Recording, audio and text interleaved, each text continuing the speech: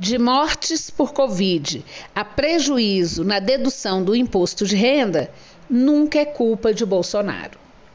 Bolsonaro e sua equipe deram mais uma prova de que saem pela tangente quando vêm à tona projetos que prejudicam a população e os efeitos perversos da política implementada.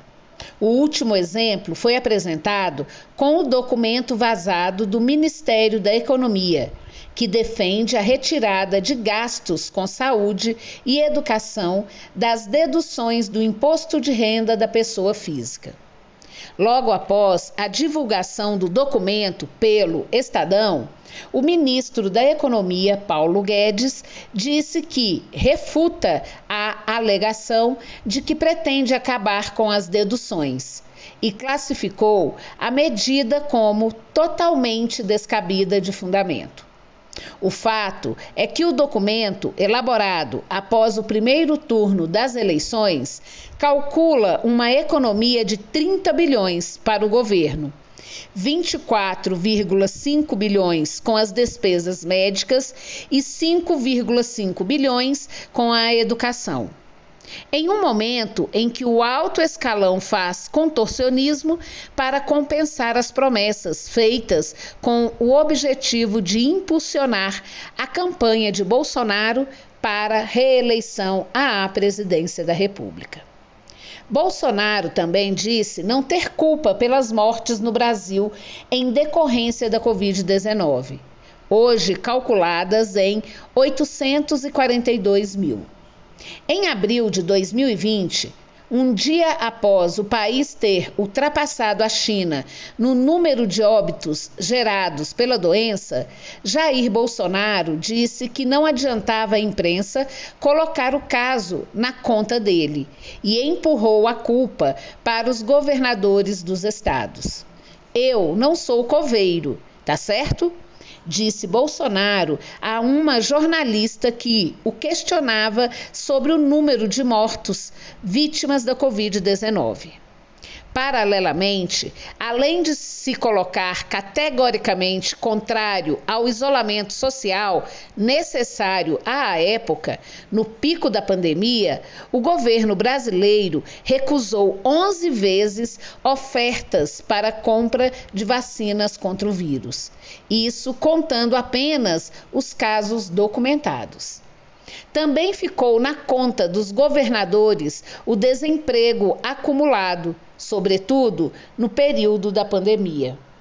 Para Bolsonaro, os governadores que seguiram a orientação da OMS e decretaram o isolamento social à época devem se responsabilizar pela perda do posto de trabalho de milhares de brasileiros.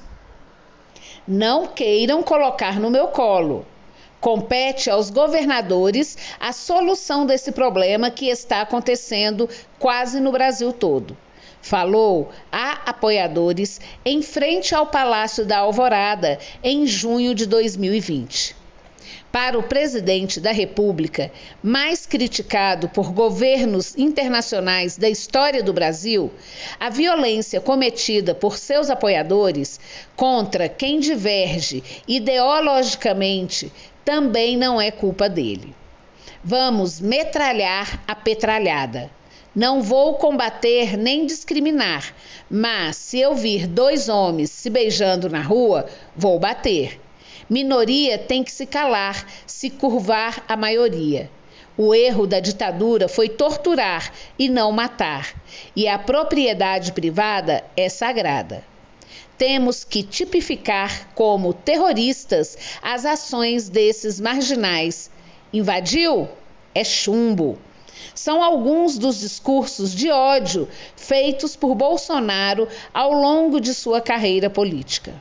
Segundo a agência pública, ainda em 2018, apoiadores de Bolsonaro realizaram ao menos 50 ataques em todo o país. De lá para cá, centenas de outros casos foram registrados, inclusive mortes. Benedito Cardoso dos Santos, de 42 anos, Marcelo Arruda, de 50 anos, e Mestre Moa, do Catendê, 63 anos, são algumas das vítimas fatais que ganharam as páginas de jornais. A violência contra a vida de representantes de cargos eletivos, candidatos ou pré-candidatos também aumentou.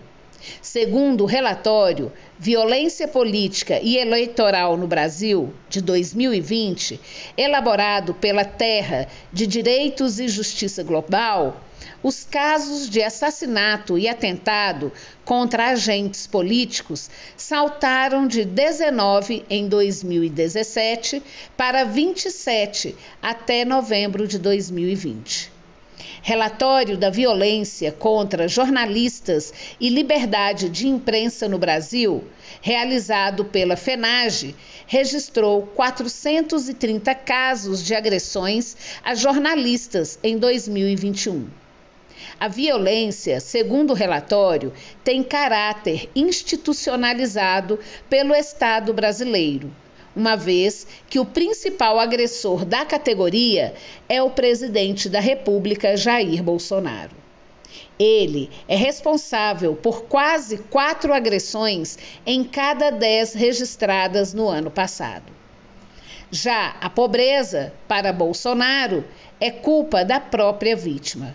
Os pobres são pessoas que foram, ao longo dos anos, acostumadas a não se preocupar, ou o Estado negar uma forma de ela aprender uma profissão, disse ao canal Rede Viva em setembro deste ano.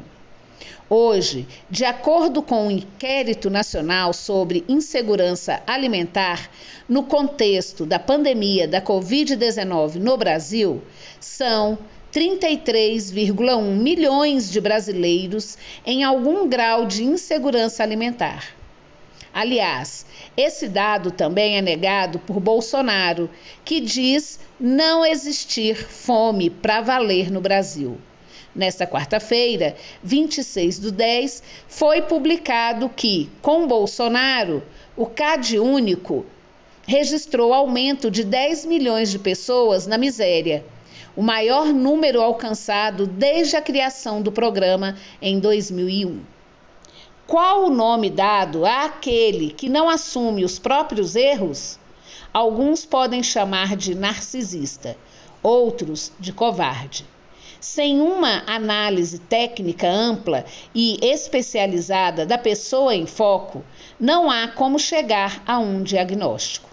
A única coisa que se pode ter certeza é de que a ausência de reais culpados é a causa da falta de soluções para problemas que fazem um povo inteiro padecer.